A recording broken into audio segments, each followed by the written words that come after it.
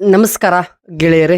ಇವತ್ತು ನಾನು ರಿವ್ಯೂ ಮಾಡ್ತಾ ಇರುವ ಸ್ಯಾಂಡಲ್‌ವುಡ್‌ನಲ್ಲಿ ಪ್ರತಿಭಾವಂತ ನಟ ರಾಜೇಶ್ ಧ್ರುವ ಅವರು ನಟನೆ ಮಾಡಿರುವ ಹೊಸ ಸಿನಿಮಾ ಪೀಟರ್.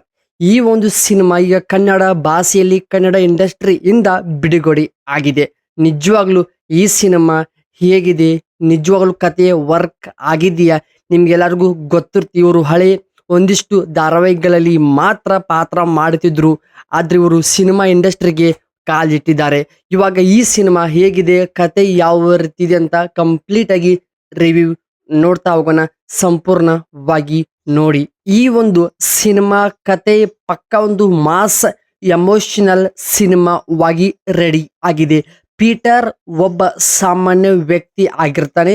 ಆದ್ರೆ ಅನಿವಾರ್ಯ ಕಾರಣಗಳಿಂದ ಅವನು ರೌಡಿಸಂ ಮತ್ತು ಸರ್ಕಾರದ ಮತ್ತು ಅನ್ಯಾಯದ ವಿರುದ್ಧ ಹೇಗೆ ತಿರುಗಿ ಬೀಳ್ತಾನೆ ಅನ್ನೋದು ಸಿನಿಮಾದ ಪ್ರಮುಖ ಹೈಲೈಟ್ ಆಗಿದೆ. ಮತ್ತು ಈ ಸಿನಿಮಾದಲ್ಲಿ ಬರುವಂತ ಆಕ್ಷನ್ ಸೀನ್ಗಳಾಗಬಹುದು ಮತ್ತು ಸಸ್ಪೆನ್ಸ್ ಎಲಿಮೆಂಟ್ಸ್ ನಿಮ್ಮನ್ನು ತುಂಬಾ ಕ್ಯೂರಿಯಾಸಿಟಿ, ಕುತೂಹಲ ಮೂಡಿಸುತ್ತದೆ ನಿಮ್ಮಲ್ಲಿ. ಮತ್ತು ಆನಂತರ ಈ ಸಿನಿಮಾ ಬರೀ ಆಕ್ಷನ್ನು ಮತ್ತು ರೌಡಿಸಂ ಬಿಟ್ಟು ಒಂದು ತಾಯಿ ಮಗನ ಮಧ್ಯದಲ್ಲಿರುವಂತ ಒಂದು ಎಮೋಷನಲ್ ಬ್ಲೆಂಡ್ ಕೂಡ ತುಂಬಾ ಸಖತ್ತಾಗಿನೇ ವರ್ಕ್ ಆಗಿದೆ ಈ ಒಂದು ಸಿನಿಮಾದಲ್ಲಿ.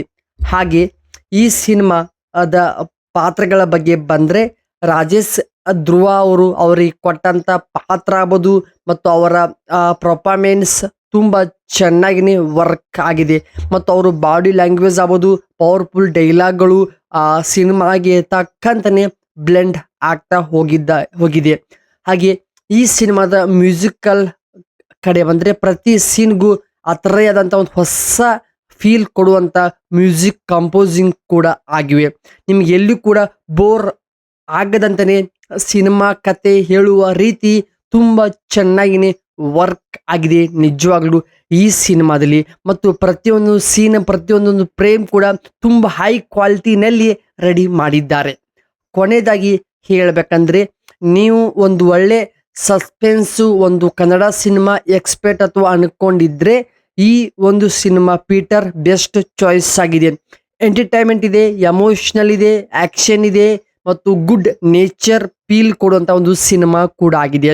ಈ ಸಿನಿಮಾಗೆ ನನ್ನ ಕಡೆಯಿಂದ 4.5 ಔಟ್ ಆಫ್ 5 ರೇಟಿಂಗ್ ನಾನು ಕೊಡ್ತಾ ಇದ್ದೀನಿ.